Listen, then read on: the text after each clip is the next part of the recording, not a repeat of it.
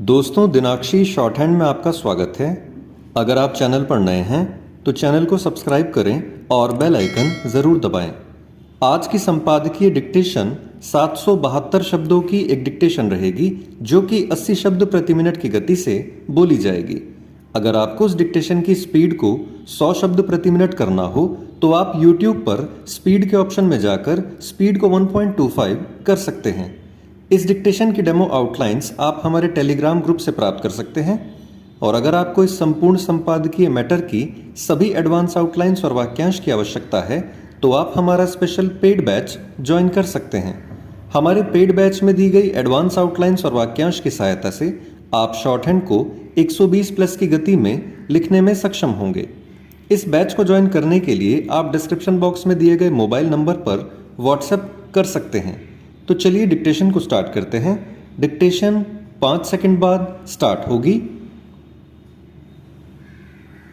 Ready, start.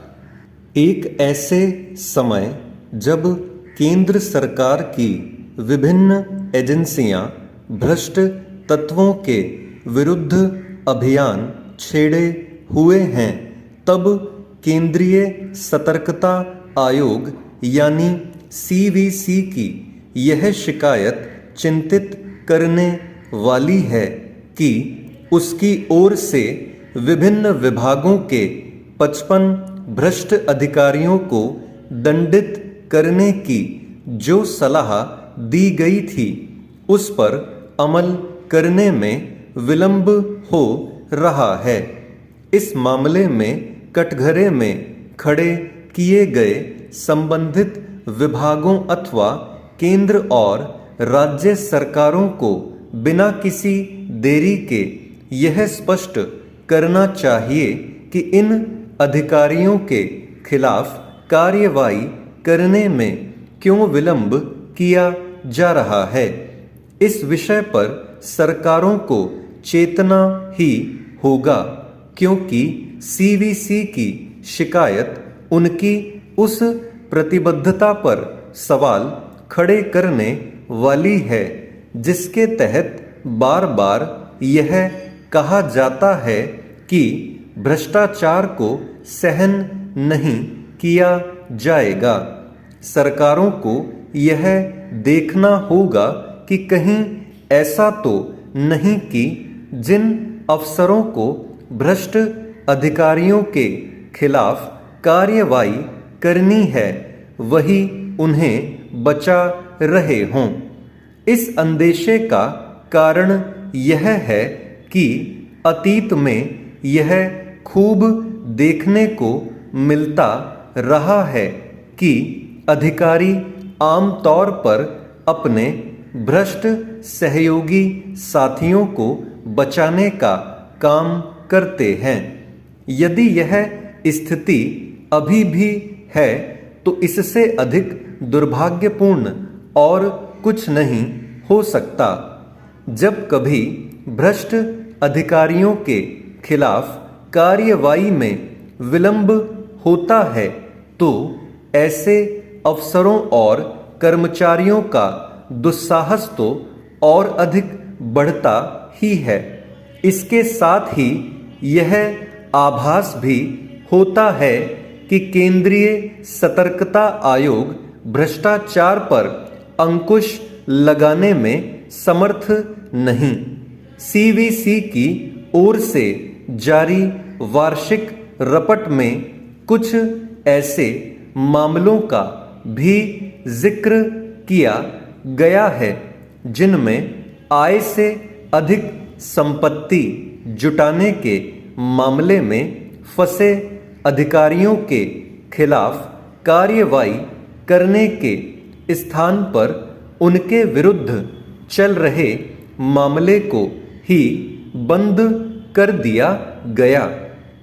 यदि इस प्रश्न का उत्तर नहीं मिलता कि ऐसा किस आधार पर और क्यों किया गया तो इससे जनता को यही संदेश जाएगा कि भ्रष्ट अधिकारियों को बचाने का काम किया जा रहा है।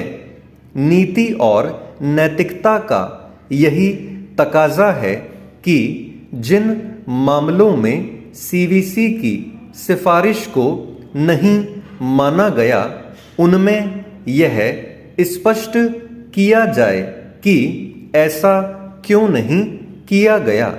सीवीसी की रिपोर्ट यह भी कहती है कि भ्रष्टाचार के आरोपित 600 से अधिक अधिकारियों के विरुद्ध अभियोजन के कई मामले विभिन्न सरकारी विभागों की मंजूरी के लिए लंबित हैं। कुल लंबित मामलों में से कुछ ऐसे भी हैं जिनमें भ्रष्टाचार के आरोपों से घिरे कई अधिकारियों के मामले 3 महीने से ज्यादा समय से अनिर्णीत हैं। यह इसलिए अस्वीकार्य और आश्चर्यजनक है क्योंकि ऐसे मामलों पर निर्णय लेने की समय सीमा 3 माह ही होती है।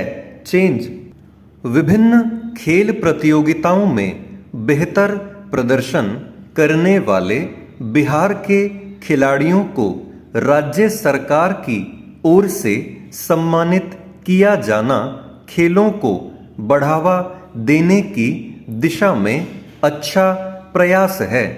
इस तरह के सम्मान से खिलाड़ियों में ऊर्जा का संचार होता है और अन्य खिलाड़ियों में भी इस मुकाम तक पहुंचने की ललक बढ़ती है।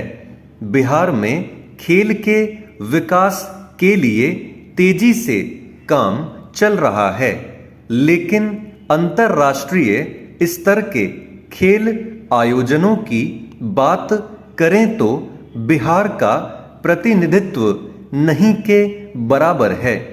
ओलंपिक की बात करें तो प्रदेश से एकमात्र चेहरा दिवंगत शिवनाथ सिंह का ही नजर आता है, जिन्होंने 44 साल पूर्व 2 ओलंपिक में भारत की तरफ से भागीदारी की थी।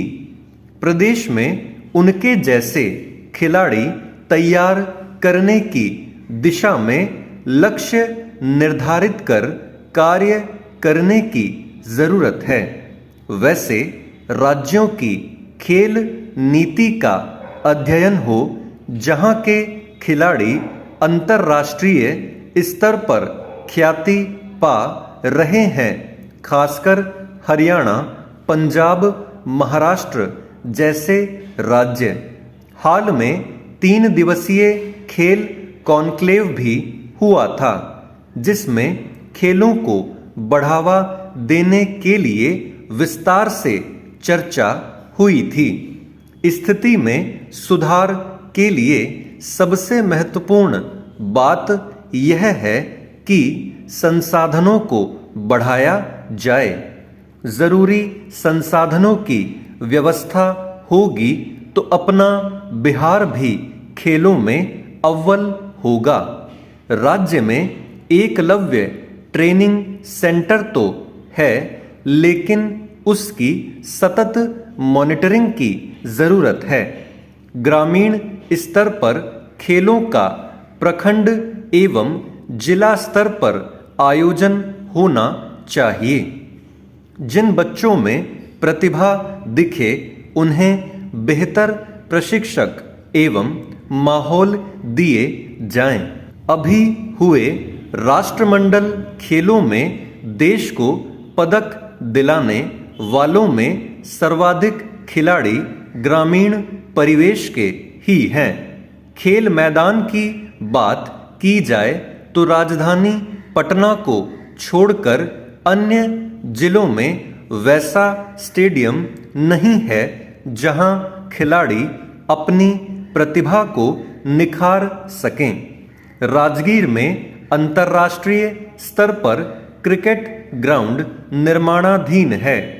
पूर्व में प्रखंड स्तर पर खेल मैदान बनाने की घोषणा की गई थी।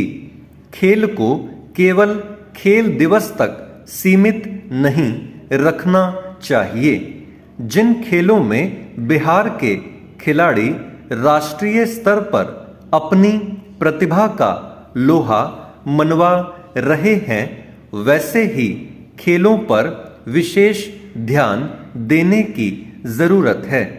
उन खिलाड़ियों के बेहतर प्रशिक्षण के लिए यदि बाहर से प्रशिक्षक बुलाना पड़े तो इसमें झिझक नहीं होनी चाहिए।